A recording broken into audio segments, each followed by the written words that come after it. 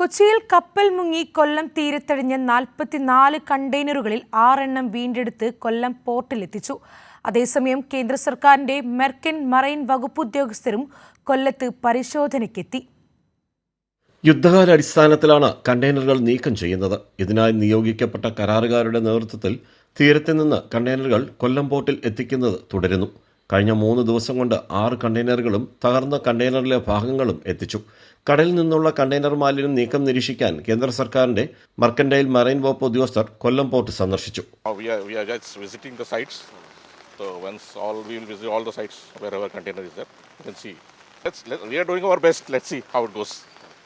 പ്രതികൂല കാലാവസ്ഥ കണ്ടെയ്നർ വീണ്ടെടുക്കലിന് തടസ്സം സൃഷ്ടിക്കുന്നുവെന്ന് water line shipping company MD Manoj Kairali ന്യൂസിനോട് പറഞ്ഞു.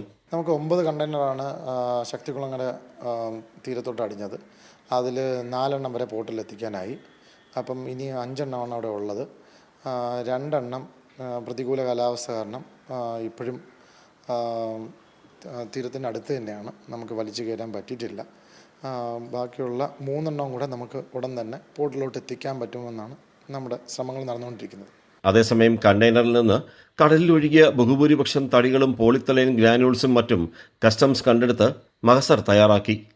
അറബിക്കടലിൻ്റെ അടിത്തട്ടിലേക്ക് മുങ്ങിപ്പോയ കപ്പലിൽ നിന്ന് വേർപെട്ടു പോയിട്ടുള്ള കണ്ടെയ്നറുകളാണിത്. ഇത് ദിവസങ്ങളെടുത്ത് നമ്മുടെ കൊല്ലം തീരത്തടിഞ്ഞു. ഏതാണ്ട് 44 കണ്ടെയ്നർ ഇതുവരെ അടിഞ്ഞിട്ടുണ്ട്. അതിലൊന്നാണിത്. ഇതിൻ്റെ ഉൾവശം കാണണം. ഇതിൽ ഒരു ഭാഗത്ത് വളരെ ക്ലീനാണ്, അതേസമയം ഈ ഭാഗത്ത് മുഴുവനും ചെളി പിടിച്ചു പറ്റിയ നിലയിലുമാണ്. എന്തായാലും ഇതുപോലത്തെ കണ്ടെയ്നറുകളാണ് ഇപ്പോൾ നീക്കം ചെയ്യുന്നത്. ക്യാമറാമാൻ അയ്യപ്പദേവിനൊപ്പം രാജ്കുമാർ.